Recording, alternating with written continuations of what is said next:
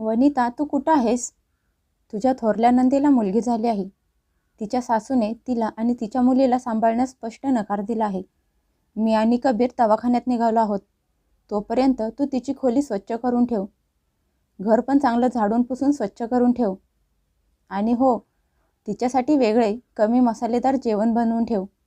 एकदम साधं डाळ भात, मेथीची भाजी आणि गरम गरम भाकरी ती आल्यावरच बनव. शोभाताई त्यांच्या सुनेवर हुकूम सोडत म्हणाल्या.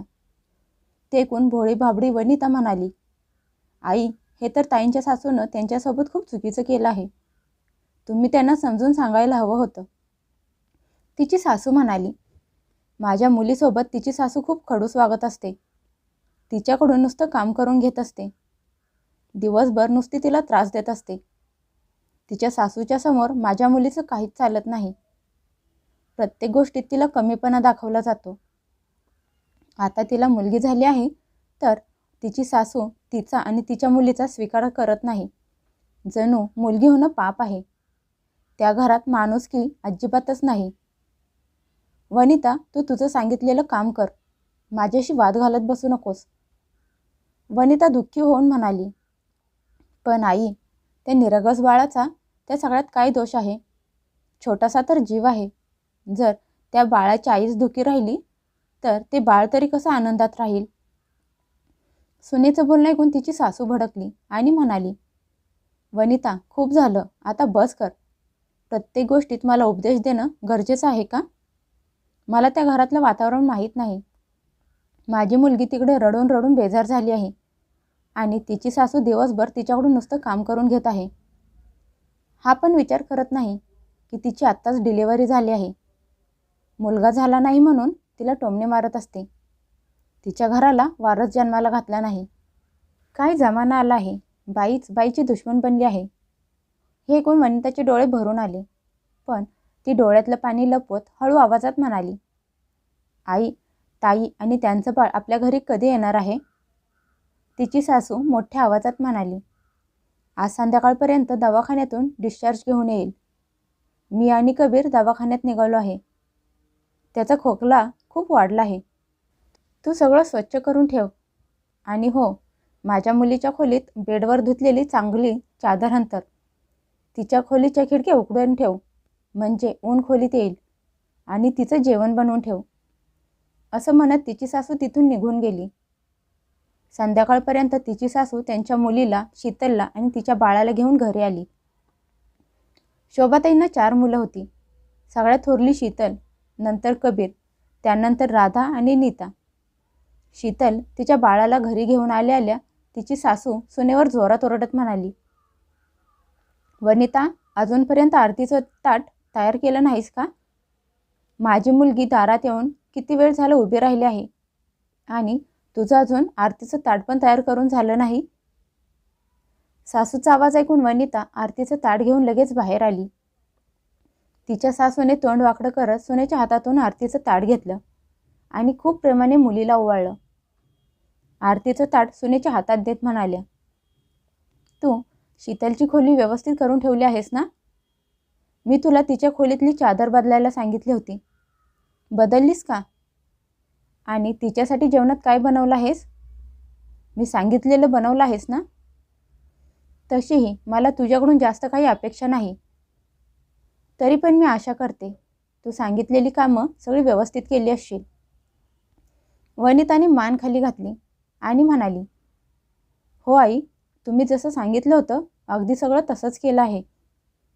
शीतलचे बाबा लगेच म्हणाले, बघितलं का शीतल, तुझ्या आईने सगळी तयारी करून ठेवली आहे. आता तुला अजिबात त्रास होणार नाही. आता तू आरामात राहा. आता तू तुझ्या माहेरी आहेस. तिथला अत्याचार विसरून जा. वनिता खूप इमोशनल होती. छोट्या छोट्या गोष्टींवरून तिच्या डोळ्यात पाणी येत असायचं. आणि आज नंदेची अवस्था बघून तिला खूप वाईट वाटत होतं. माहेर येताच शीतलने हुकूम सोडायला सुरुवात केली. शीतल वनिताला म्हणाली, माझं पोट खूप दुखत आहे. मला गरम पाण्याची पिशवी आणून दे. आणि हो, माझ्या मुलीसाठी स्वच्छ कॉटनचे कपडे पण काढून दे. त्या बॅगेत वर ठेवले आहेत, जी आई घेऊन आली होती. वनिताने मान हलवली आणि मागे वळली. तेवढ्यात परत शीतल तिला आदेश देत म्हणाली, वनिता, मला गरम दूध पाहिजे, त्यात साखर कमी घाल आणि आईला विचारत बसू नकोस, मला स्वतःला हवं आहे. हो ताई, आत्ता घेऊन येते, असं म्हणत वनिता तिथून निघाली. तेवढ्यात परत शीतल तिला म्हणाली, वनिता, माझं नवीन गाऊन कुठं ठेवला आहे? तो शोध. मला आंघोळ केल्यानंतर तो गाऊन घालायचा आहे. आणि माझ्या खोलीच्या खिडक्या अर्ध्या उघड्या ठेव. मला जास्त उजेड असला की माझे डोळे दुखायला लागतात. वनिता म्हणाली, आत्ता करते ताई. शीतल चिडून म्हणाली, वनिता, तुला सगळ्या गोष्टी एकदम का समजावायला लागतात? तुला मला सारखं सारखं का सांगायला लागतं? तिची आई खोलीत येतच होती. त्यांनी मुलीचं सगळं बोलणं ऐकलं होतं. त्या लगेच म्हणाल्या, शीतल, बाळा, तू स्वतःला का थकवत आहेस? वनिता आहे ना, ती सगळं करेल. तू फक्त तुझ्या बाळाची काळजी घे आणि आराम कर. आईचं बोलणं ऐकून शीतल हसली आणि म्हणाली, पण आई, तू तिला सगळं सांग. तिला सारखं सारखं सांगायला लागतं. जर मी तिथून सासूच्या जाचाला कंटाळून इथे आले आहे, तर कमीत कमी इथे तरी नीट आरामात राहू दे ना. शोभाताईंनी वळून डोळे मोठे करत सोनेकडे बघितलं आणि म्हणाल्या, वनिता, तुला समजलं? आत्तापासून माझ्या मुलीला काही सांगायला लागणार नाही. त्यामुळे समजदारपणे सगळं कर. शीतलला, तिच्या मुलीला आणि घराला तुला सांभाळायचं आहे. आणि हो, राधा आणि नीता आता थोड्या वेळात घरी येतील. त्यांच्यासाठी गरम गरम जेवण तयार करून ठेव. वनिताने मान हलवली आणि किचनमध्ये निघून गेली. पण जशी ती किचनमध्ये पोहोचली, तोपर्यंत शीतलने लगेच तिला ऑर्डर दिली आणि म्हणाली, वनिता, बाळ रडत आहे, जरा इकडे ये. बिचारी वनिता परत पळत खोलीत आली आणि बाळाच्या जवळ गेली, तर बाळाने ओलं केलं होतं म्हणून रडत होतं. तिने त्या बाळाला उचलून घेतलं, त्याला साफ केलं, त्याची कपडे बदलली आणि त्याला कुशीत घेतलं. शीतल रागात तिच्यावर ओरडत म्हणाली, वनिता, लवकर कर, कधीपासून ती रडत आहे. माझं डोकं दुखायला लागलं आहे. आणि हो, त्याचं डायपर पण चेंज कर. वनिता काही न बोलता तिचं काम करायला लागली. वनिता काही दिवसातच खूप अशक्त झाली होती. शीतलचे रोजचे नखरे, बाळाला सांभाळणं आणि घरातली कामं सगळं एकटीला करायला लागत होतं. मुलगी तर शीतलची होती, पण तिला आराम करण्यातून, मोबाईलवर रील्स बघण्यातून आणि खाण्यापिण्यातून वेळच कुठे होता स्वतःच्या बाळाला सांभाळण्यासाठी. आणि बिचारी वनिता, नणंद घरी आल्यापासून तिला नीट जेवायला पण मिळत नव्हतं. वनिता बिचारी दिवसभर कधी शीतलच्या खोलीत पळत असायची, तर कधी धाकट्या नंदेला कॉफी बनवायची, तर कधी सासू सासऱ्यांचे हुकूम पूर्ण करत तिचा सगळा दिवस निघून जायचा. शीतल दिवसभर नाही तर रात्रीची पण तिला निवांत झोपू देत नसायची. कधी कधी वनिताच्या मनात यायचं की नंदेला नकार द्यावा, पण तिची अवस्था बघून काही बोलत नव्हती. कबीर पण बहिणीची अवस्था बघून तिला काही बोलत नव्हता, पण त्याला बायकोची अवस्था बघून खूप वाईट वाटत होतं. पण तो तरी बिचारा काय करू शकत होता. आज शीतलला माहेर येऊन 1 महिना पूर्ण झाला. या 1 महिन्यात बाळाची आणि तिची तब्येत चांगली सुधारली होती, पण वनिता मात्र अजूनच बारीक आणि अशक्त झाली होती. एक दिवस ती सकाळी सगळ्यांसाठी चहा नाश्ता बनवत असताना अचानक चक्कर येऊन खाली पडली. सासू तिला पडलेली बघून उचलायचं सोडून तिला टोमणा मारत तोंड वाकडं करत म्हणाली, दिवसभर खात असून पण महाराणी चक्कर येऊन पडली आहे. जाऊन तिच्या तोंडावर कुणीतरी पाणी मारा. समोर त्यांचा नवरा आणि दोन्ही धाकट्या मुली बसल्या होत्या, पण कोणालाही वनिताशी काही देणं घेणं नव्हतं. कुणीही तिला उचलायला उठलं नाही. घरातला गोंधळ ऐकून कबीर तिथे आला आणि रागात म्हणाला, सकाळी सकाळी हा काय गोंधळ चालू केला आहे आणि वनिता कुठं आहे? त्याची आई तोंड वाकडं करत म्हणाली, ती किचनमध्ये सगळ्यांसाठी चहा नाश्ता बनवत आहे, पण असं वाटत आहे चहा नाश्ता बनवायचा सोडून ती झोपली आहे. कबीर आईच्या बोलण्याकडे दुर्लक्ष करत किचनमध्ये गेला. वनिताला खाली पडलेली बघून त्याचे डोळे मोठे झाले.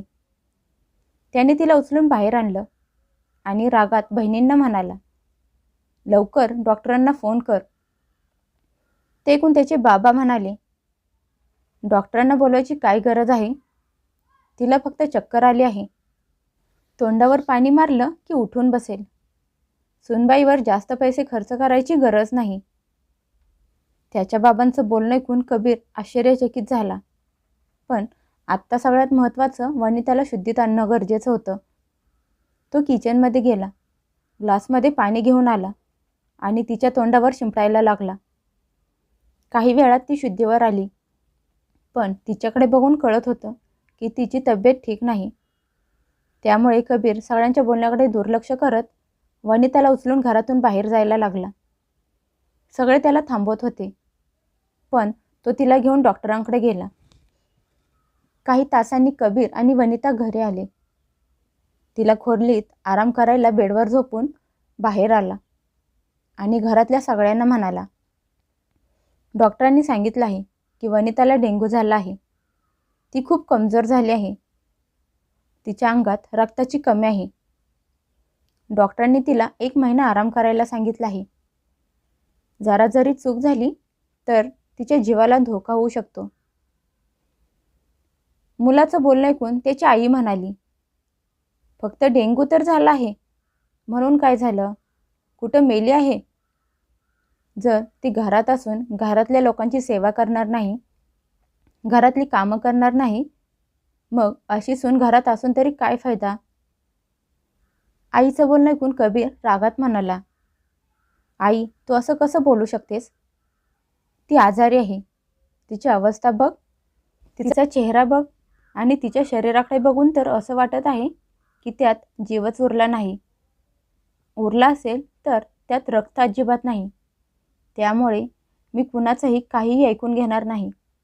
जोपर्यंत माझी बायको ठीक होत नाही तोपर्यंत ती कुणाचंही आणि घरातलं कुठलंही काम करणार नाही. ठीक झाल्यानंतर परत काम करायला सुरुवात करेल. यात प्रॉब्लेम काय आहे? फक्त काही दिवसांचाच तर प्रश्न आहे. शीतलताई, आई, राधा आणि नीता या चौघी मिळून 1 महिना घरातली कामं सांभाळू शकतात.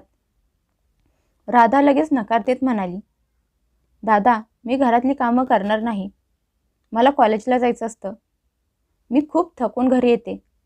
त्यामुळे घरातली कामं मी करणार नाही.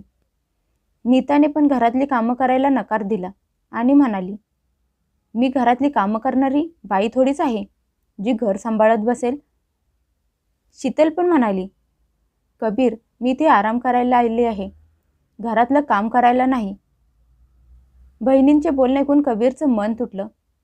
तो रागात आणि दुःखात डोळे मोठे करून थोरल्या बहिणीकडे बघत म्हणाला, कमाल आहे ताई, जेव्हा तू दुःखात होतीस, त्रासात होतीस, कमजोर होतीस, तेव्हा हीच वनिता दिवस रात्र तुझी आणि तुझ्या मुलीची सेवा करत होती. त्यावेळी तिने कुठलीही तक्रार केली नाही, नाही आराम केला.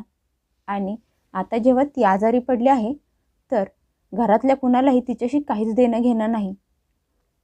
त्याची आई रागात म्हणाली, आता तू आम्हाला शिकवणार आहेस का की घर कसं चालवायचं असतं आणि घरातल्या बायकांची काय कामं असतात?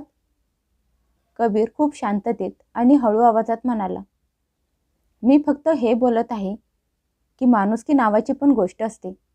वनिता या घरची सून आहे, पण त्या अगोदर ती माणूस आहे. आजारी माणसाने आराम करणं हा त्याचा हक्क आहे. त्याचे बाबा म्हणाले, कबीर, तू आजकाल खूप बोलायला लागला आहेस. तू तुझ्या बायकोच्या आजारपणाचं कारण काढून घरातल्या सगळ्या जबाबदाऱ्या दुसऱ्यांच्या अंगावर टाकत आहेस. कबीर शांततेत उत्तर देत म्हणाला, घरची जबाबदारी जर घरातल्या लोकांची सेवा करणं असेल तर वनिताने आजपर्यंत कुठलीही तक्रार न करता पार पाडली आहे. आता काही दिवस तुम्ही पण पार पाडा. तेवढ्या शीतल म्हणाली, त्या महाराणीला आराम करायचा असेल तर तिच्या माहेरी जाऊन कर म्हणावं. मुलीचं बोलणं ऐकून त्यांची आई लगेच म्हणाली, कबीर, तिला तिच्या माहेरी नेऊन सोड आणि बरी झाली की परत घेऊन ये. इथे तिचं कोणी नोकर नाही जी तिची सेवा करेल. शोभाताईंच्या बोलण्याला घरातल्या सगळ्या लोकांनी पाठिंबा दिला. हे बघून कबीरला खूप वाईट वाटलं. त्याची बायको दिवस रात्र घरातल्या लोकांसाठी झिजत होती.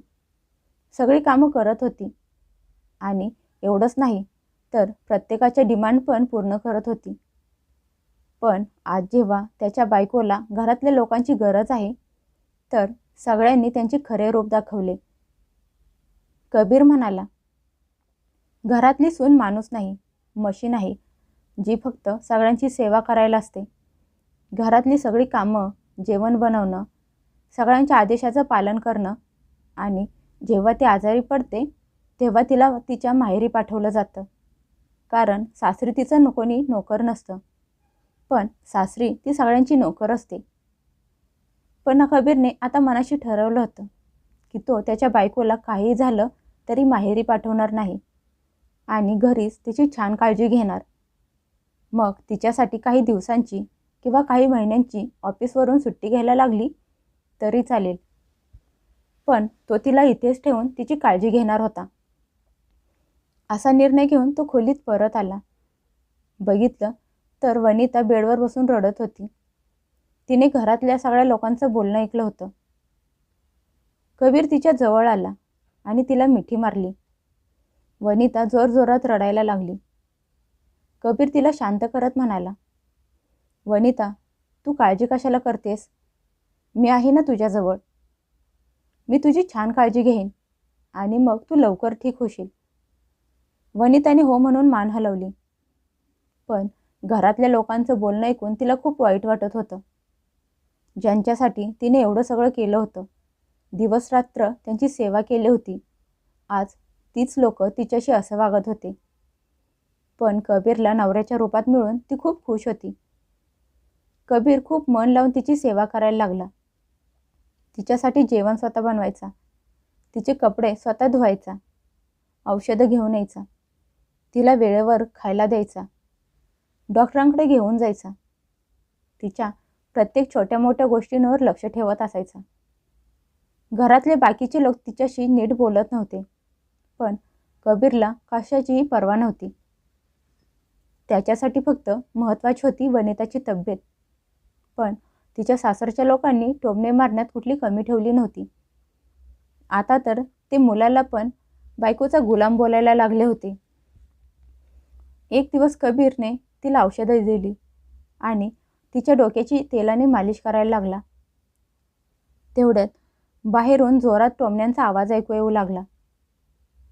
त्याचे बाबा बोलत होते, बघा, आता हा त्याचं सगळं आयुष्य त्याच्या बायकोची सेवा करण्यात घालवणार, ऑफिसला पण जाणार नाही.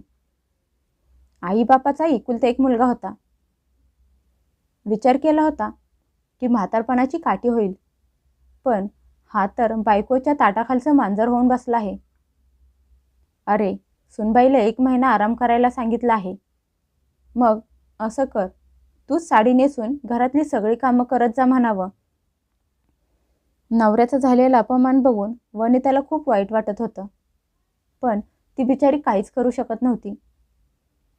कबीर कधी किचनमध्ये असला तर घरातले सगळे लोक वनिताला तिच्या खोलीत जाऊन टोमणे मारत असायचे. कोण म्हणायचं, सून बनून राणी बनली आहेस. आराम करायला कारण पाहिजे होतं म्हणून आजारी पडायचं नाटक केलंस. तर कधी कोण म्हणायचं, ही महाराणी आराम करणार आणि आमचा मुलगा नोकर बनून हिची सेवा करत राहणार. चांगले दिवस आले आहेत घरातल्या सुनेला. ती शांतपणे सगळं सहन करत होती. आता तर तिच्या डोळ्यातलं पाणी पण सुकलं होतं. तिने कधी स्वप्नात पण विचार केला नव्हता की ती तिच्या सासरच्या लोकांवर ओझं बनून राहील, जिथं तिने तिची सगळी नाती मनापासून निभावली होती. त्यांच्यासाठी दिवस रात्र एक केलं होतं. आज 30 लोक तिला कामचुकार, नाटकी आणि ओझं म्हणायला लागले होते. कधी कधी तर ती विचार करायची की तिचं माहेर जवळ असतं तर बरं झालं असतं, ती तिथं जाऊन आरामात राहिली असती. पण प्रत्येक वेळी नवऱ्याचा चेहरा समोर यायचा. घरात तोच एक असा होता की त्याला तिचं दुःख, त्रास सगळं समजत होतं आणि तिच्यावर जीवापाड प्रेम करत होता. एक दिवस कबीर वनिताची औषधं आणायला बाहेर गेला होता. तो बाहेर गेलेला बघून त्याच्या 3 बहिणी आणि त्याची आई वनिताच्या खोलीत आल्या. तिची सासू तिखट स्वरात म्हणाली, हे बघ सुनबाई, लवकरात लवकर बरी हो, तेच सगळ्यांसाठी चांगलं आहे. शीतल म्हणाली, आमचा भाऊ तुझ्या मागे नोकर बनून फिरत आहे. तू त्याला पूर्णपणे तुझ्या मुठीत केलं आहेस. तुला लाज वाटत नाही का? राधा पण म्हणाली, वहिनी, तुझी ही नाटकं बंद कर. आम्ही सगळं समजत आहोत. तू डॉक्टरांना पैसे देऊन हे बोलायला सांगितलं आहेस ना? तू स्वतः आराम करून ठीक होऊ शकतेस. वनिताच्या डोळ्यातून पाणी यायला लागलं, पण ती काही बोलली नाही.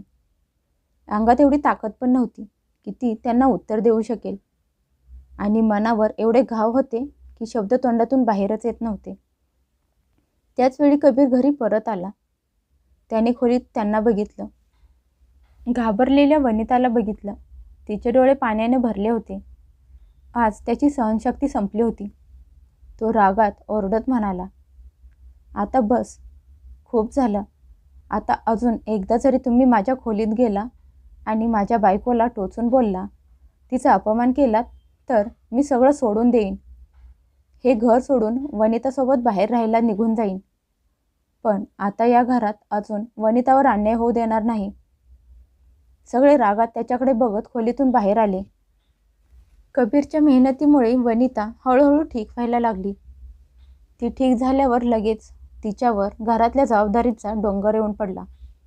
शीतलने तिची आणि तिच्या मुलीची जबाबदारी तिच्यावर टाकून मोकळी झाली. वनिताला तिला नकार द्यायचा होता, पण तिची अवस्था बघून तिला तिच्यावर परत एकदा दया आली. पण तिला हे माहीतच नव्हतं की तिच्यासोबत किती मोठा धोका झाला आहे. एक दिवस ती शीतलच्या खोलीत तिला दूध घेऊन गेली, तर शीतल खोलीत नव्हती. ती ग्लास घेऊन बाहेर यायला लागली. तेवढ्यात नंदेचा फोन वाजला. शीतलने फोन बघितला तर तिच्या सासूचा फोन होता. वनिताने फोन उचलला तर शीतलची सासू म्हणाली, सुनबाई, कधीपर्यंत घरी परत येणार आहेस? आत्तापर्यंत तुझ्या आईचं नातीसोबत मन भरलं असेल. हे ऐकून वनिता रागात म्हणाली, एकतर तुम्ही तुमच्या सुनेला मुलगी झाली म्हणून घरातून हाकलून दिलत, आणि आता चांगले होण्याचे नाटक करत आहात. ते ऐकून शीतलची सासू म्हणाली, वनिता बाळा, तुला हे कोण बोललं? तुझा नक्कीच काहीतरी गैरसमज झाला असेल. मी माझ्या सुनेला घरातून बाहेर का काढेन? मी तर खूप खुश आहे आमच्या घरी लक्ष्मी आल्यामुळे. त्यांचं बोलणं ऐकून वनिता हैराण झाली. तिने फोन कट केला आणि विचार करायला लागली की तिची सासू तिच्याशी खोटं बोलत होती.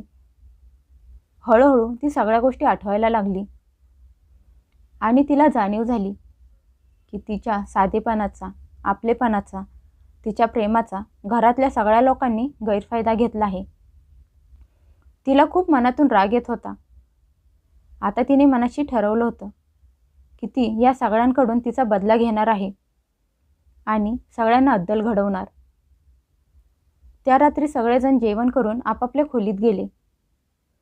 वनिताने सगळ्यांना हॉलमध्ये बोलावून घेतलं. तिचा चेहरा शांत होता, पण डोळ्यात राग होता. सासू तिला रागात म्हणाली, आत्तापर्यंत आजारी पडायचं नाटक करत होतीस आणि आता आम्हाला हुकूम पण सोडायला लागलीस आहेस. वनिता हसून म्हणाली, आई, जेव्हा कुणी ऐकत नाही ना, तेव्हा हुकूम द्यायलाच लागतो, आणि आज मला कोणाचं तरी खरं रूप सगळ्यांच्या समोर आणायचं आहे. असं म्हणत तिने तिचा फोन काढला आणि त्यात असलेले रेकॉर्डिंग सुरू केलं. ते शीतलच्या फोनवरचं होतं, ज्यात वनिता आणि तिच्या सासूचं बोलणं होतं. स्वतःचं सत्य ऐकून शीतलचा चेहरा पांढरा पडला. शीतल रागात वनिताला म्हणाली, बंद कर तुझा फालतूपणा. हे सगळं करून तुला काय सिद्ध करायचं आहे? वनिता रागात म्हणाली, तुम्ही माझ्या साधेपणाचा, प्रेमाचा फायदा उचललात. आजपासून तुमची आणि तुमच्या मुलीची जबाबदारी तुमची तुम्ही बघून घ्या. तुमचं ओझं दुसऱ्यांवर टाकायचं बंद करा, नाहीतर पुढच्या वेळी घरातल्या लोकांचाच नाही तर कायद्याचा पण सामना करायला लागेल. तिचं उत्तर ऐकून सगळ्या लोकांची बोलती बंद झाली. बायकोचं नवीन रूप बघून कबीर पण हैराण होता, पण मनातून तो खूप खुश होता. वनिताने त्या दोघींची कामं करायला नकार देऊन एक दिवस पण झाला नाही की शीतल तिच्या मुलीला घेऊन दुसऱ्या दिवशी सासरी परत गेली. कारण तिला समजलं होतं की आता वनिता तिची सेवा करणार नाही. आता घरातल्या बाकीच्या लोकांची वारी होती. तिची सासू टोमणा मारत म्हणाली, आता तू मला शिकवणार का की घर कसं चालवतात ते? वनिताने मोठा श्वास घेतला आणि म्हणाली, नाही आई, पण मी हे नक्की समजून सांगणार की ज्या घरात सुनेला मशीन समजतात ते कधीच घर बनत नाही. आता मी सगळ्यांची नोकर नाही, घरातली एक सदस्य आहे आणि मानाने जगणार. ती तिच्या सासऱ्यांना म्हणाली, बाबा, तुम्ही मी आजारी असताना बोलला होतात की हे घर माझं नाही. आता जर मी ठीक झाले आहे तर लक्षात ठेवा, मी या घराला आपलं मानलं आहे, पण जोर जबरदस्ती न करता. आता जर मला कोणी त्रास दिला, टोमणे मारले, तर मला उलट उत्तर द्यायला येतं, हे लक्षात ठेवा. आत्तापर्यंत कबीर वनितासोबत होता, पण आता वनिता स्वतः ठामपणे उभी होती. हळूहळू घरातलं वातावरण बदलायला लागलं. आता घरातले लोक वनिताला इज्जत, मानसन्मान द्यायला लागले होते.